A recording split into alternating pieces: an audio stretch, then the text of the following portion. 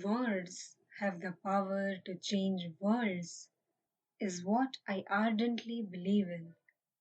Sometimes words breathe better than I can, and maybe that is why I write. Writing is like oxygen for me, a necessity to live and to survive. Writing is how you get an insight into my world and my thoughts. Writing is how I wish to touch souls and invigorate a spark in people. Writing is how I create gems to be read, heard, shared, cherished, and loved forever. Because the writer, the creator, the artist might die one day, but the words, the art, they live on forever.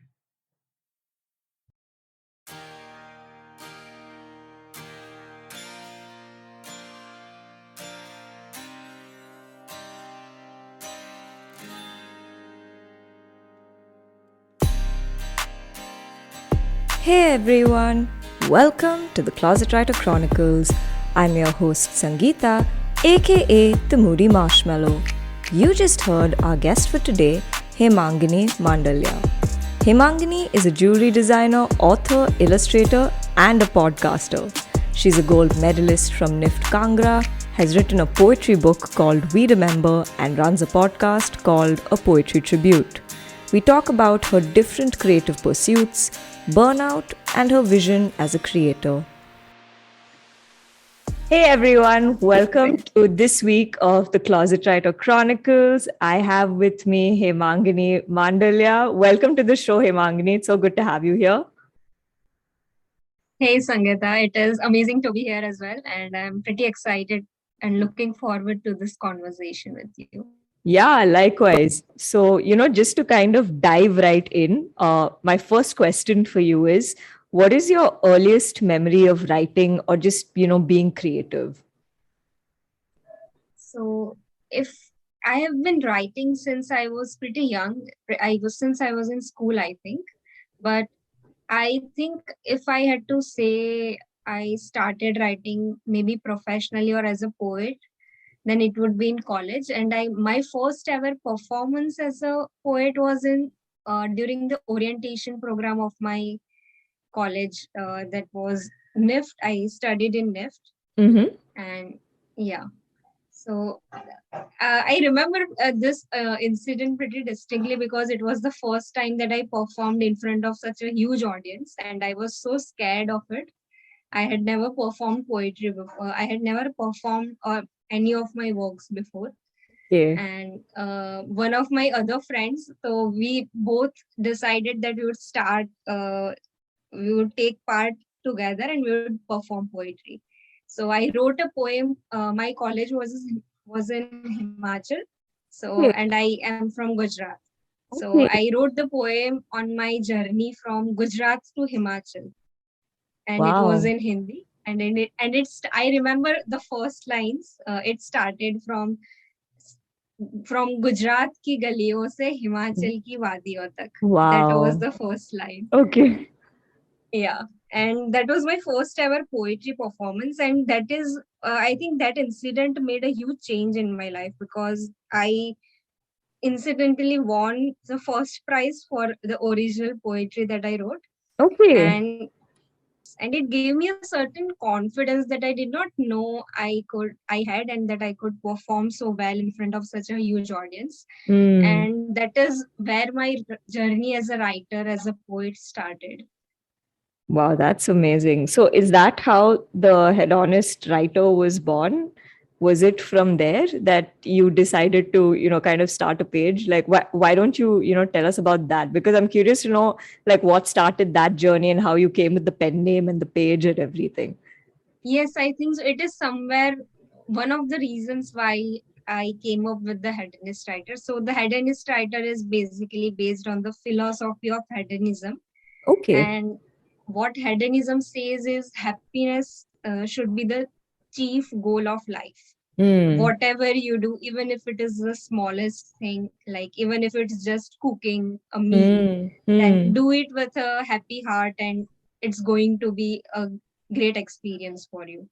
Yeah, so I think that is where the Hedonist Writer was born, because I have always held the belief that even the simplest tasks, if you do it with all your heart, then you are going to be amazing at it. And that is what life is all about. It is about the simplest things. Hmm. And that is how the Hedonist Writer was born. That's amazing. But it's really, it's interesting that you spoke about, creating things or doing things from like a happy heart. So then this is just like out of my own curiosity then. Like, do you ever write about like, I don't know, like darker emotions, like say when you're upset or like, like sadness or grief or, anger? Do you ever write about those things? Because you can't really Yes, write about those things from a happy place. I'm just curious how you kind of go about that. def yeah, definitely. So I think my take on it is I do write about grief a lot. Mm-hmm. So actually, I lost my father last year during COVID, Okay. and that was a time when I wrote about grief a lot. And I Mm. was rethinking on this my pen name a lot at that time. Like, Mm-hmm. if I am I truly the hedonist writer right now at this moment, if I'm writing about grief, if I'm writing about sorrow. Mm. So what I came up with is life, happiness does not just mean the happy moments that you write about. Happiness Yeah. is being comfortable in the emotions that you are feeling currently. Mm. Okay. So yeah, so that is what my interpretation was, that it is okay to feel whatever emotion you are feeling, whether it be grief or happiness. But Mm. it is as important to face the darker sides, as important to face the not so good aspects of life, as Mm. it is to enjoy the good parts. Yeah. No, that's beautifully put. And I really, more power to you for, the strength you've shown and just, talking about your father because I didn't know. So, thank you for sharing that. But yeah, Yeah. so I remember seeing your book, which is We Remember. And I know a poetry tribute is, the podcast you do and everything. But, first let's, talk about the book because I'm really curious to know how that came about because I know you're also doing merchandising. I don't know if it's related to the book or the podcast or both. But, how was the book born? Did the book come first or was it the podcast? Because I know you run a podcast which is for poetry as well. So which one came Mhm. first? So the book came first, and the podcast was born on the same idea. Okay. So we remember, actually, I think the original idea started from Naporimo, National Poetry Month. Ah, That is okay. April. Yeah, so April 2021. Mm, So I okay. took part in the poetry month, and Hmm. I started writing. So I started writing with the purpose that I want to create some good poetry. I want to write something good.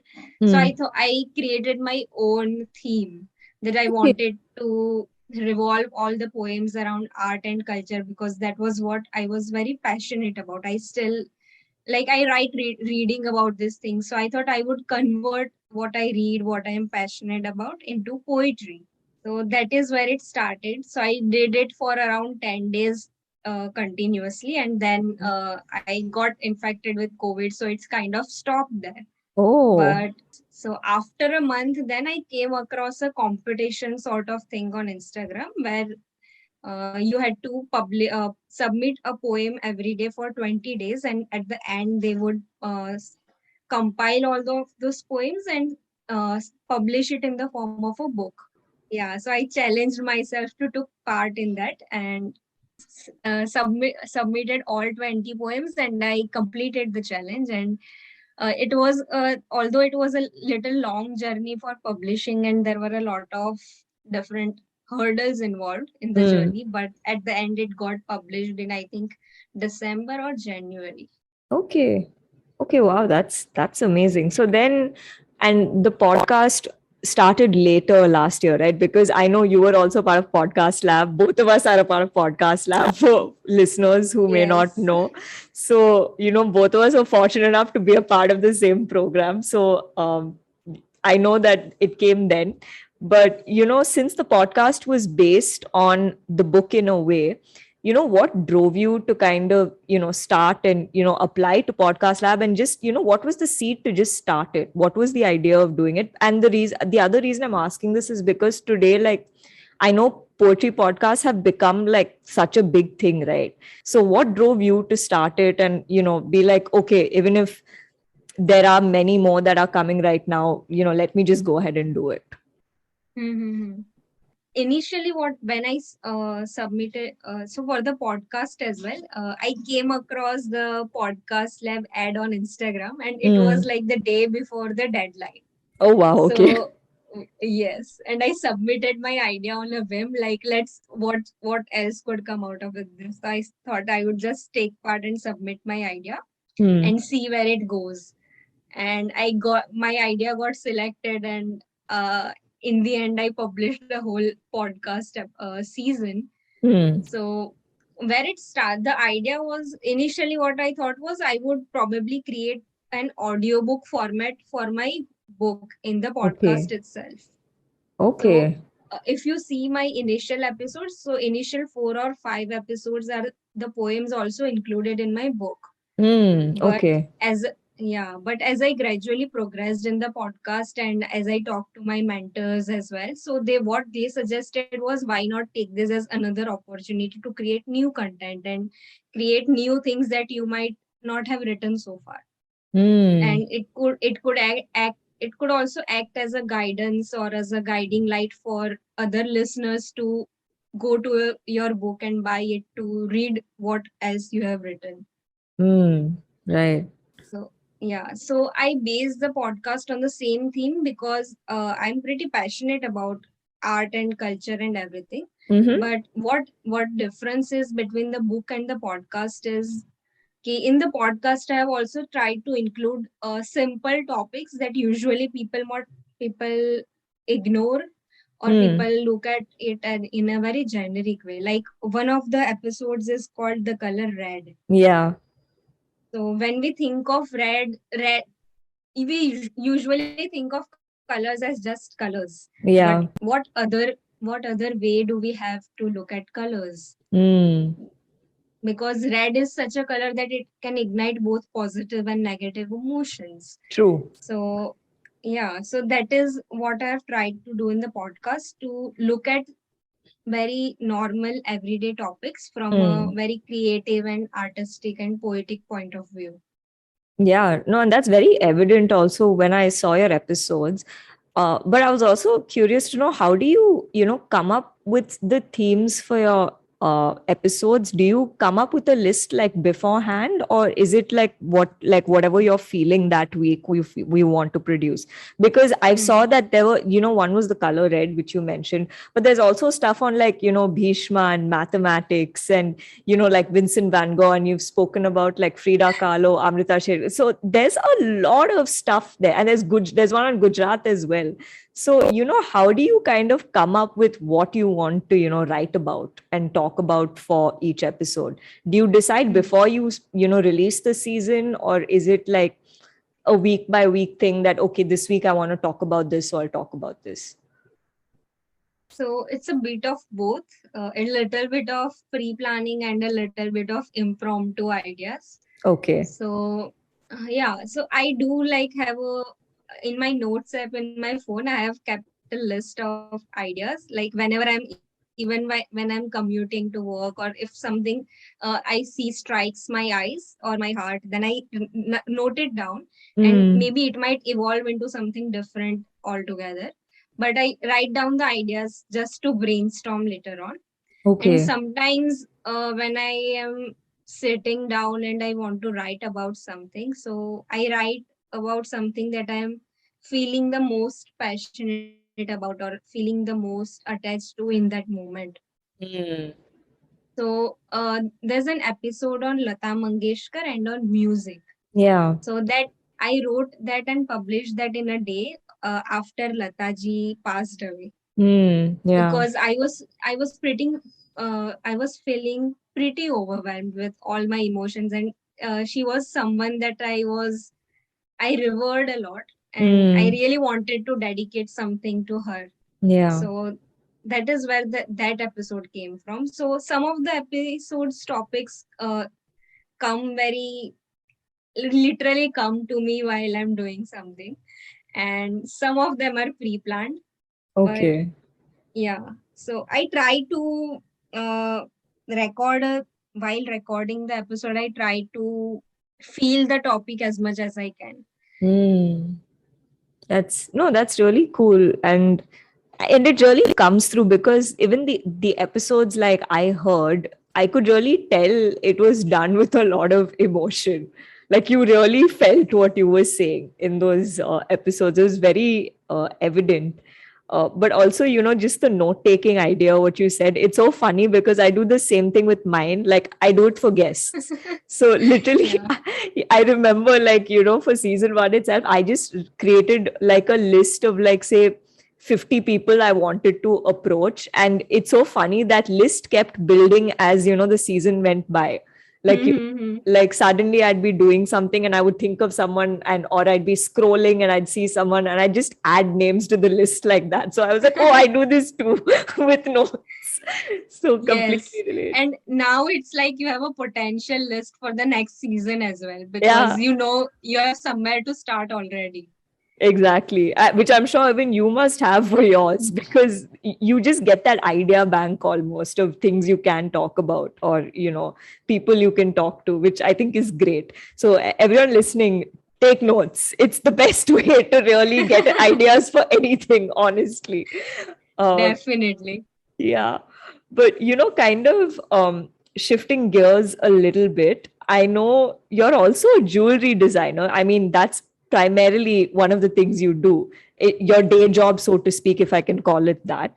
How did you decide to Yes. get into that? So initially, after I finished my schooling, I did my schooling in science, and Okay. I wanted to be an architect. Oh, So okay.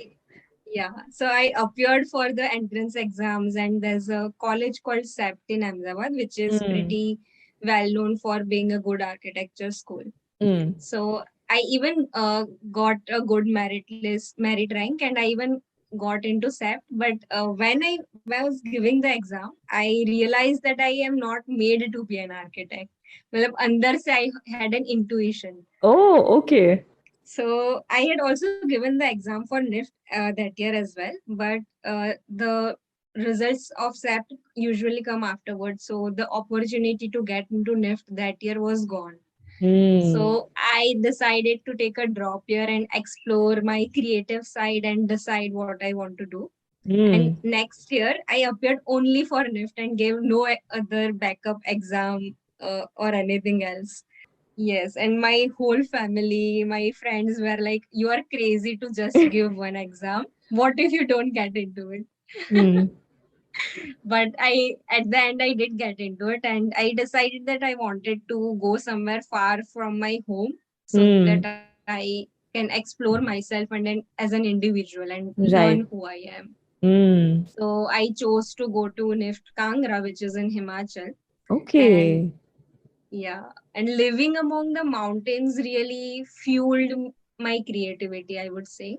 Mm. And yeah, and I was able to decipher who I am, where my interests lie.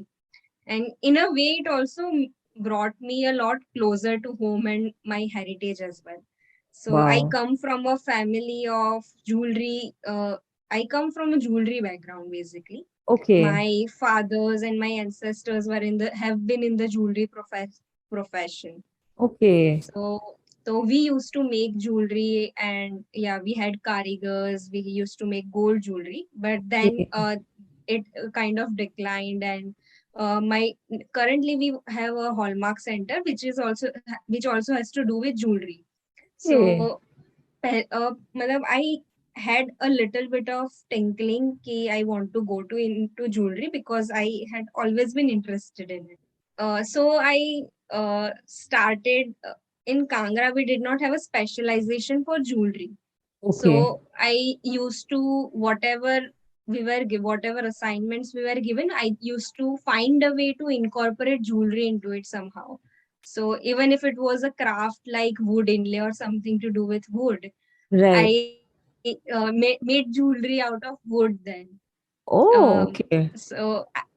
yeah, so I have created jewelry out of wood. I have created jewelry out of pine needle, which is sort of like bamboo.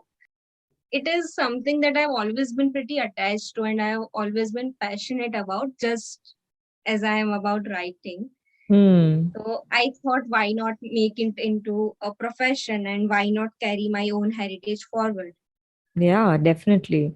But Yeah. that's so cool. And that's really amazing that you had that, that gut feeling, right? When you were giving the exam for architecture and you realized that this wasn't something you wanted to do and you wanted to kind of shift focus to jewelry and you took that gap for yourself and all, which a lot of people, I don't think, usually a lot of people don't have that kind of instinct or that focus at that point, right? Because everyone's just like, yeah, we'll join college, we'll do something, and then we'll see. Hmm. So it's really cool in a way that you kind of had that sort of gut feeling and that instinct to be like, no, this is not for me. Let me, do something else. So hats off to you for that. Honestly, it's very like admirable. Honestly, uh, Yeah, it is something that I have innately built in me.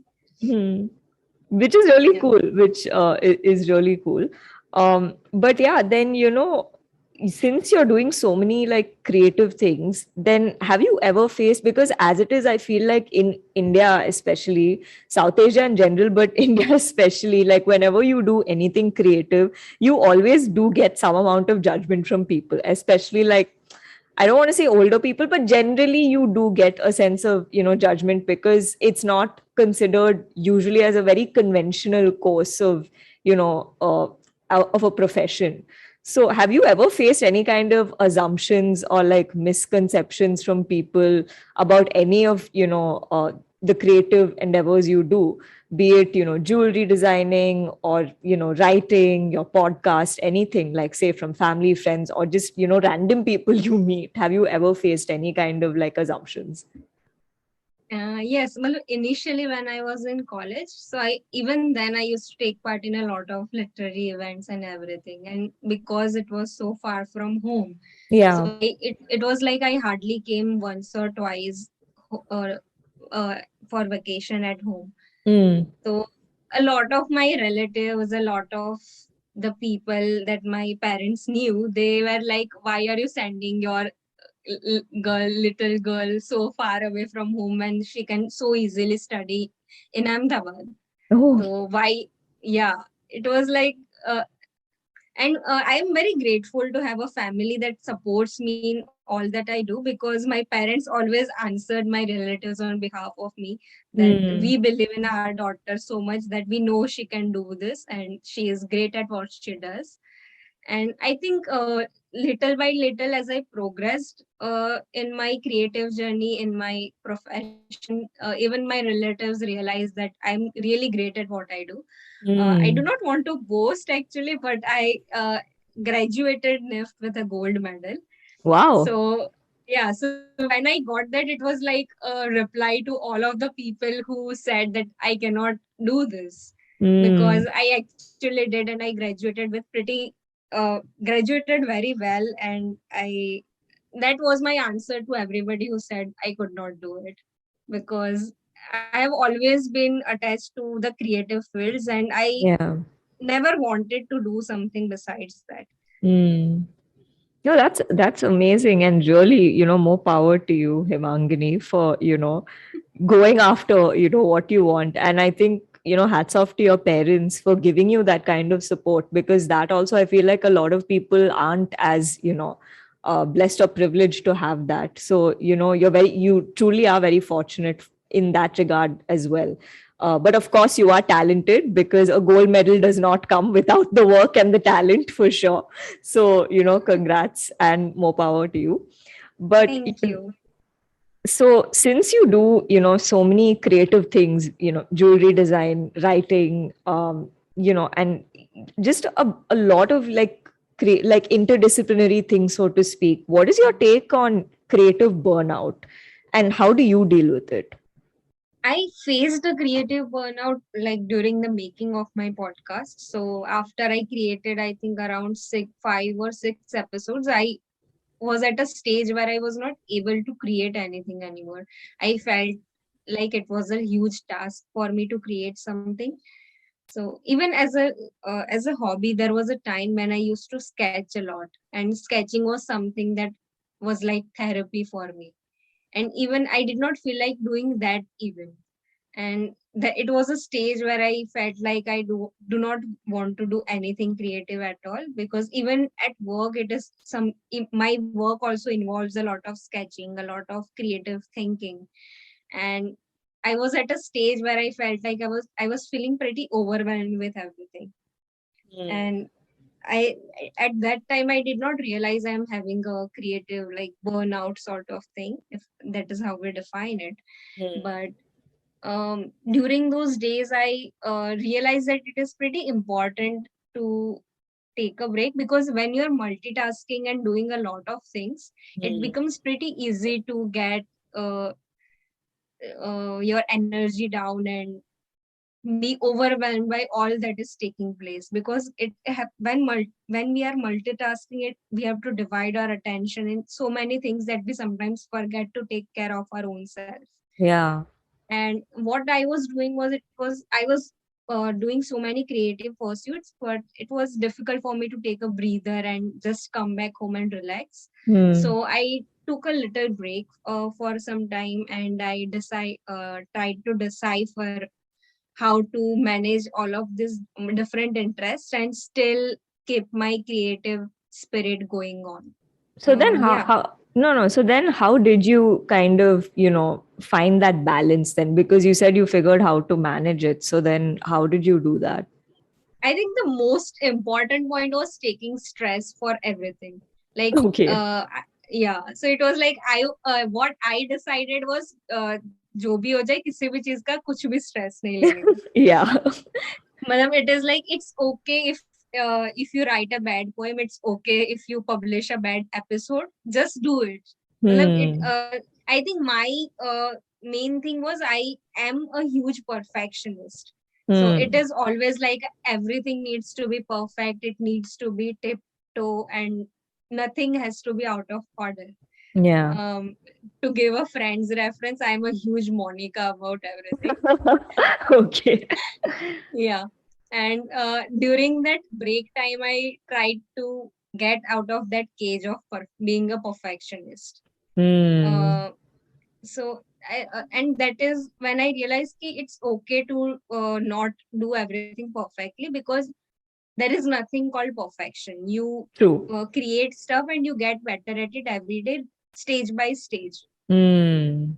That it's great that you were able to find that balance, because I know creative burnout is something, I think, especially when you're doing something creative, which I guess usually a lot of people do as a hobby, when you especially do it as a profession, it can get Hmm. quite difficult, because you're essentially doing something you love so much, as a job, right? So Definitely. it's great that you were able to find that balance. But yeah, Hmm. now we're kind of coming towards the end of this interview, and we always end with these last two questions. So the first Hmm. one I want to ask you is, what are your aspirations? What are you looking forward to in the near or even distant future? Okay, so currently, I am also applying for a master's in design. Okay. And yes, at National Institute of Design. I wish to get into NID. Matlab, I have Mm. currently in the process of it, and I have cleared a few stages. The current goal is to go for a master's in design, explore my interests further in the design field during that master's course. And later Mm-hmm. on, what I envision myself doing is to create a space of my own, where Mm-hmm. my interests in art, design, literature, all of them can merge and create a safe space where people can come and indulge themselves in what I create and what I have to offer. So Mm. And meanwhile, I also wish to, so I create a lot of illustrations, I create a lot of sketches as well in my Mm-hmm. everyday life. Matlab, I never leave the house without the sketchbook. Okay. Wherever I go, my sketchbook comes with me. So whenever I go out, if I see something that catches my eye, if I want to remember that day, I would just sketch something to remember it or to portray it on paper. And Okay. I have started converting this into like tangible aspects. So like Mm. some I have created prints of them, I have created t-shirts out of my artwork prints. So right now all of these are just prototypes, so I plan Mm. to probably create my own brand and merchandise my artworks and even include my writings and literature into it. And I think my further goal and vision as a creator is to give back to the community and give back to the land that I was born in. And Mm. my attachment to India is one of the reasons why I am not applying for a master's outside India, or why I do not wish to stay outside India for the long run. It's Mm. because I believe that the land that I was born in, I need to give back to it. I need to do something for it while during my whole lifetime. And Mm. all the crafts of India, the rich culture that it has, it is something that I want to work for uh, during my creative journey. And I want to like all of its arts and crafts. I want to work with them. I want to work with the artisans, and I Yeah. want to create things that helps empower them as well. Mm. and, and I think my longer vision would be to get into the teaching profession and probably share what I have learned with new creators on the Mm. journey of being a creator themselves. Wow. That's Yeah, amazing. And I'm excited for you in this journey that you're on, and I can't wait to see all the amazing things that you do. You're already doing amazing things, so I can only imagine how many more great things you'll do, in the coming years. And yeah, hopefully we will talk again in a future season about all the other amazing things you end up doing. definitely. But on that note, our last question for this episode. What is a piece of advice or learning you'd like to share with people? It can be creative, professional, or something you've experienced in life and you just wish more people were aware of. So, like we talked about the my creative burnout stage, right? So Mm. at that time, something that I realized was inspiration is a myth. Okay. If you want to do something, just do it. Don't There are times when we are procrastinating and we say ki I'm not feeling inspired to work, I'm not feeling inspired to create. But Mm. it is something that is an illusion that I feel we live under. Ki if you are waiting to feel inspired, you will just keep waiting. you'll Yeah. never you will never take the first step, you will never create. Mm. So if you want to create, just create. Malab, don't wait for motivation or inspiration. Don't wait to see a motivational video, get inspired, and start creating. Yeah. Uh, yeah, I read somewhere that action begets motivation. So if you start doing it, then motivation will come by itself. So if you want to write something and you don't feel inspired, just pick up the pen and write whatever comes to your mind. Write words that don't make sense, because you can edit something that you have written, but you cannot edit something that you cannot edit a blank page. Yeah.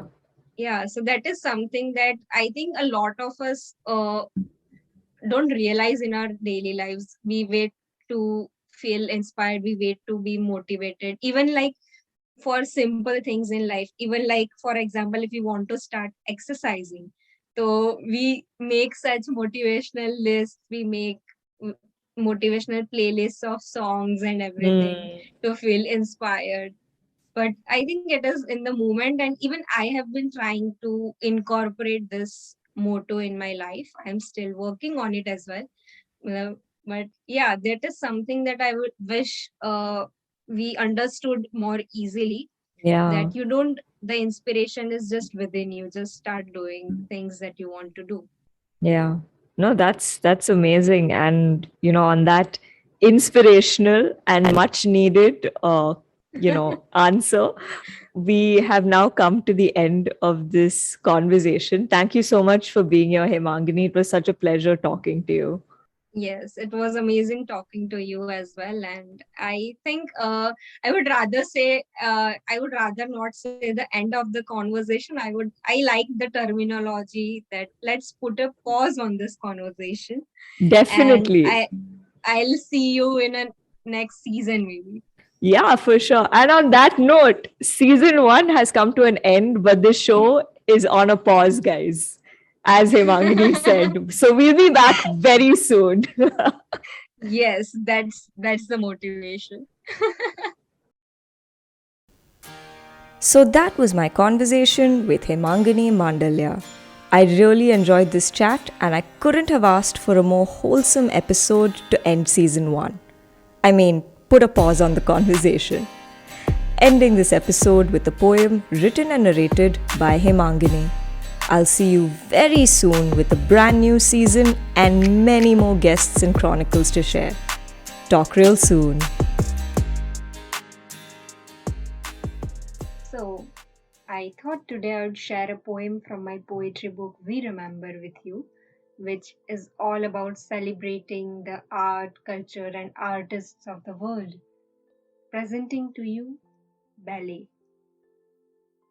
As gracious as a falling feather, as soft as a cotton ball. Ballet, a magical movement of the body, an art form that celebrates human anatomy. It excites you, it provokes you, it even disturbs you. Ballet strikes you straight in the heart. It transports you to an ethereal world of the Nutcracker, Swan Lake, and the Sleeping Beauty. The stories and the moves make you forget reality. The flamboyant yet subtle costumes, the tutus and the slippers exist in a world of their own. As you gaze at the swerving ballerina, time seemingly stops as she takes a leap in the air and lands elegantly on the stage. Stately, agile, dexterous are lesser adjectives, for this poetry in motion can't be described in words. The simple beauty of a cherry blossom petal falling, swaying in the space. The remarkable water ripples on the surface as you throw a stone in the river. The gentle crunch of the dry leaves beneath your feet as you walk in the park. The sizzling sensation of feeling the first fresh snow on your face. The heavenly perfume of the wet soil after it rains.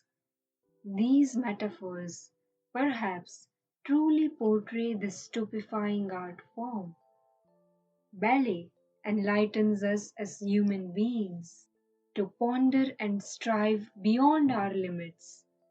It encourages us to take a leap of faith, to take risks and trust our instincts. So, do it. Take that leap of faith.